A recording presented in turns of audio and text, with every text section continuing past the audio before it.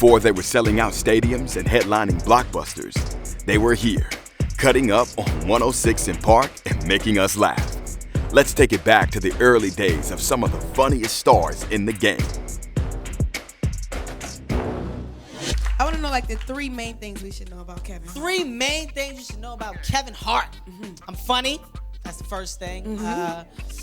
Motivated and I'm focused. All right. Those are strong things to know. Are those like your elements of success you get up and those are the things you focus on? I would say so. I mean, motivation comes from seeing a lot of the things that, you got a lot of actors and comedians doing right now. Like, for instance, Chris Rock. I mean, this man is doing it big. He's a quadruple threat. Writing, directing, producing, What's next? Yeah, it's like, you got to. So, that's how you become focused. When you see people doing things like that, you have no excuse to sit on your butt and, not do what you have to do. So, that's where it comes from. I'm trying to catch up. That's what I'm trying to do. Trying to catch up right now. Now, how did you get started doing stand-up? How did I get started doing stand-up, man? I was the silly guy, the guy that everybody said was funny in school, and you always snapping on people and buzzing people. You should get on stage. And I had a dare. My friend actually dared me. He's like, you should go down to an amateur night to perform. So I was like, yeah, I'll go down to an amateur night. I don't care. Went down there, performed, and I fell in love with it, man. I was like, this is what I want to do. Quit my job. Did you? Quit my job. No, quit my job. What were you doing? What were you doing before?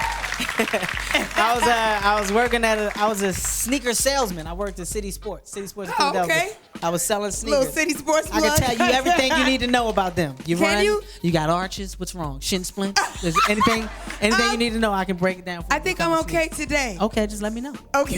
You want me to recommend you something? Let me know. What do you recommend as a sneaker forward? I like to Well, it walk a depends. lot. See, I mean, the thing with people in running is a lot of people get problems in their forefoot. When you got a problem in your forefoot, you need something with a lot of cushion. That's called EVA. What it does is takes the pressure off your heel, rolls it to your shin, so that way when you run, you get the bounce. Don't mess with me. I'm a bad boy. Oh my God. Don't mess with me. You're gonna have the whole audience going and like, Don't we make need me the preach. Kevin Hart said we need the EVA joint. Ladies and gentlemen, Nick Cannon is in the building. Now, yeah, all that. Now, rumor has it that you're rocking a mohawk these days. We gonna go straight there. We're gonna go straight there. Whip it out. Yeah, man. Oh, he is. You know how we do. there. You know what it is? I'm not running no marathon. I'm not doing that. Okay. I'm doing a soccer movie in Madrid. Yeah. Okay. And I'm getting my European thing on. It's actually me and David Beckham and all that stuff. Okay. And so I had to, shave it off. It's more like a little frohawk. You know what I mean? It ain't quite, mo-ish. I ain't getting my Mr. T on just yet. Okay. But we gonna get there. It's nice. You are rocking some waves with that. So Yeah, you looks like really the good. wave game is Like still the wave. serious. You can get Curly. seasick up in there. All right. And how was it working with Ray Charles in doing the movie? How many tips did you get from him? Oh, well, Ray Charles comes in, with the classic, and he says, if you can play the blues, you can do anything. We sit down on pianos. He's on one piano, I'm on the other. He says, let's play the blues. Then he moves into Thelonious Monk. And for you young cats out there, go grab some Thelonious Monk. It's some intricate jazz stuff, And I hit a wrong note. And he said, now why the hell would you do that? And I said, I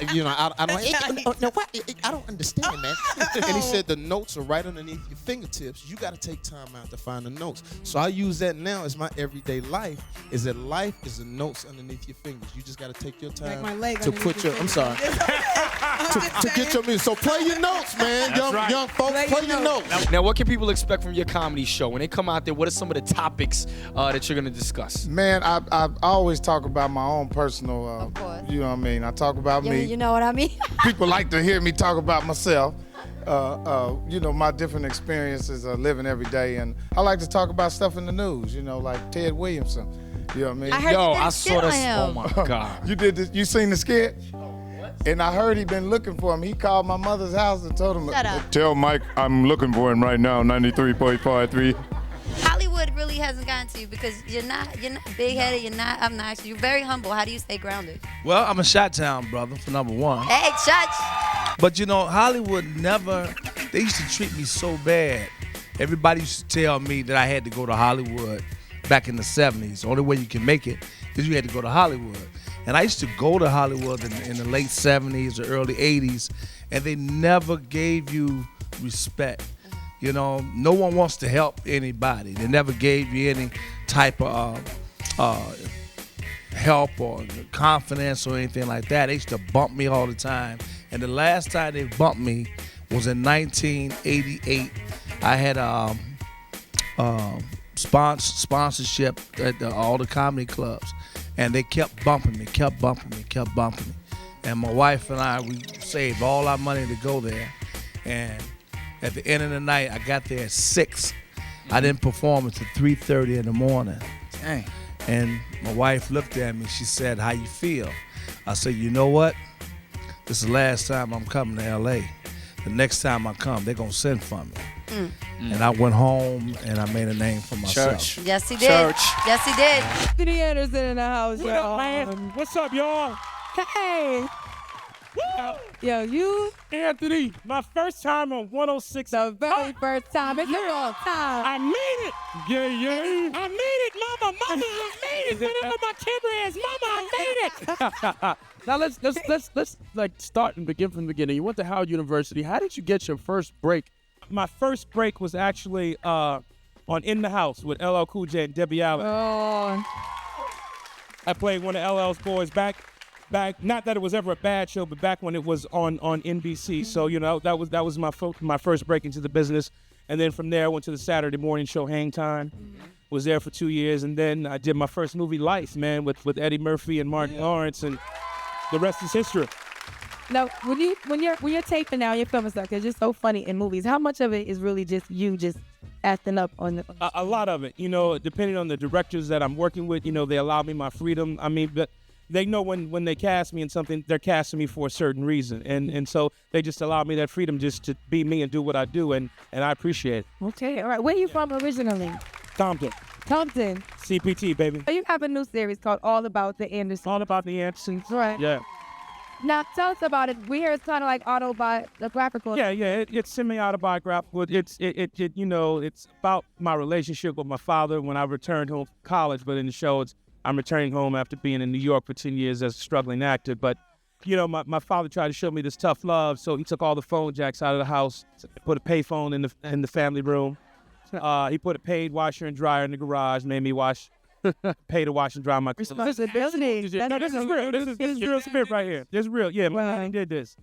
Then I got this little job, and he's like, well, since you got your own job, you got to buy your own food. Right. So I started buying my own food. Then he started putting padlocks on the refrigerator. Oh, my.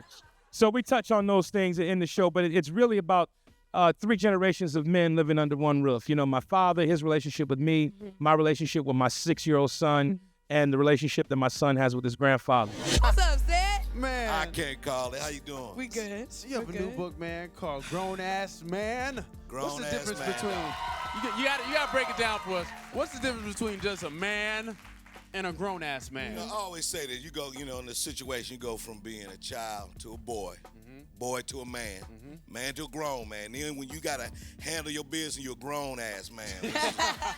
I mean, you got to pay the bills, dog, take care of everything, responsible for the whole family, health insurance, everything, not just little stuff. Say that again. When people call like, ooh, my hip need replacing, call Cedric. Cedric, this your auntie. I need new dentures. Like, you got to get dental for that. No doubt. Don't call me. See? Not just health plan, but dental. Right. Then when did you realize that you were a grown-ass man? Oh man, you know, really, you know, it just came to me when I came up with the joke when a brother, you know, gonna tell me his nickname, you know, gonna tell me everybody call him Delicious. His name Daryl. He said, but everybody call me Delicious, dog, and it just hit me at that moment, bruh. I'm a grown ass man. I can really call another dude Delicious. Well, You've been in movies like Big Mama's House, Kingdom Come, and Ride. Like, what was your favorite movie to do or film so far, and why? So far, we just finished with I know y'all have my man Cube here, so we just finished doing we just finished doing Barbershop, which is gonna come out, and then so far that's been my favorite role character. But Kingdom Come was fun when I came up with The speech impediment for the Speech to impediment. stoke 'em. What was so fun about Barbershop? Yeah, man? what kind of role? Barbershop was just a lot of fun. I mean, the movie goes into basically the day in the life of a barbershop. So, I mean, anybody knows if you in a barbershop for real, we really captured a lot of the real happenings that go on there. And I play Eddie, an older character, and so I'm like the elder statesman, and I'm free to say whatever I want to say. Okay. And so I had a lot of fun improvising in the movie, and so that's what made it a lot of fun for me. Oh, that's good when you get to do that. Yeah. Have there been movies when you couldn't improv, when you had to stick to script? Well, you know, like we had to stick close to script in Big Mama's house, but I was able to have some fun. I made, came with the wobble wobble and all that stuff, put it in there. Yes. What's up, baby?